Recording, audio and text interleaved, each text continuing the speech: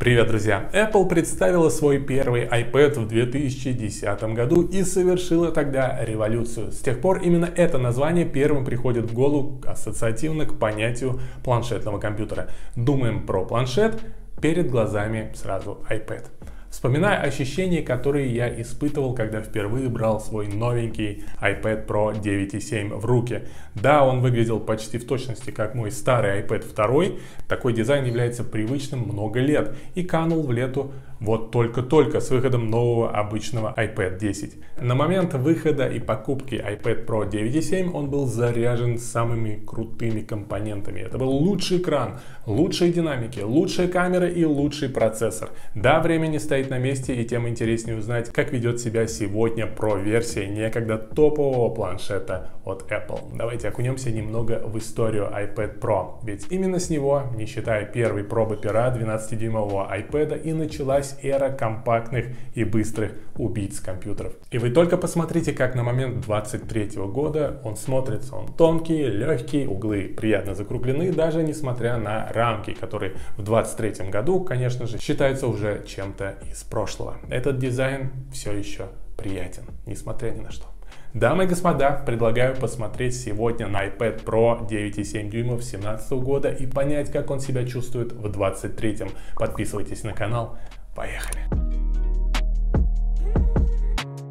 Это iPad Air на M1, и на него уже готовится полноценный обзор. Приобрел выгодно его в скупке 13. Ссылку на этих ребят оставлю в описании. В целом, если вы выбираете iPad в Pro версии, необходимо брать модель с объемом памяти в 128 гигабайт. Это правило работало и в 2017 году, когда я брал эту версию, и работает сейчас. Камон, это же прошка, на ней сочиняют музыку, крутят Lightroom и монтируют видосы в LumaFusion. Плюс этот планшет один из первых, кто поддерживал фирменную клавиатуру Smart Keyboard и Apple Pencil первого поколения. iPad Pro 9.7 имеет габариты и вес примерно такие же, как и у начального iPad, будь то прошлого поколения или даже нового, безрамочного. Но как ни странно, экран моей прошки все еще лучше, у него шире цветовая гамма DCI-P3, он меньше бликует и самое главное, он ламинированный без воздушной прослойки. Не все ее замечают, но поверьте, когда экран под кончиками пальцев, либо Apple Pencil, это приятнее. Экран в этом iPad все еще шикарен. Также присутствует фишка True Tone, уникальная подстройка цветопередачи экрана в зависимости от окружения, удобная и приятная для глаз функция, я ею пользуюсь. Скрытые датчики на лицевой стороне iPad анализируют окружающую цветовую гамму и подстраивают цвета на экране для более комфортного восприятия. К хорошему привыкаешь очень быстро. Стоит выключить функцию True Tone в настройках, как экран сразу становится неприятно белым с голубоватым оттенком. Разумеется, если любой iPad с True Tone попадет в руки к дизайнеру, эта подстройка экрана будет искажать цветопередачу и ее придется отключить. Но для всех остальных это незаменимая фича для каждодневного комфортного использования планшета в любых условиях. Появившись много лет назад именно в Pro-версиях планшетов, эта функция с тех пор покорила, думаю, многих. 9,7-дюймовый iPad Pro имеет на борту процессор A9X и 2 гигабайта оперативной памяти. Сейчас смешно говорить про эти процессоры и озвучивать о 2 гигабайтах оперативки, но тогда это был прорыв. Да, мало, да, все выгружается из памяти после перехода с одного приложения на другое, но до сих пор ничего не тормозит. Все игры, будь то GTA даже, либо игры с Apple Arcade, летают. Прошка грузит тяжелые веб-страницы очень быстро, приложения запускаются мгновенно, микропауз до сих пор нет. Правда, есть лайфхак. На всякий случай я не обновляю операционку на свежую, хотя он и поддерживает последнюю iPadOS 16. Я все еще сижу на 13, и мне ок. Все программы поддерживаются, интерфейс планшета летает. Как и у современного iPad Pro, у прошки тех лет есть 4 динамика и боковой смарт-разъем для подключения клавиатуры Smart Keyboard. В наличии также имеется 12-мегапиксельная камера, сенсор такой же, как на iPhone 6s, который даже на момент 23 года снимает вполне себе ок. Да, звезд с неба не хватает, но камон, это же планшет. Такая камера в принципе в нем и должна быть. Больше и не нужно. Тем более присутствует так называемая вспышка, но для большинства, конечно же, это удобный фонарик. Я прикреплю пару фотографий и отрывок видео с этого планшета.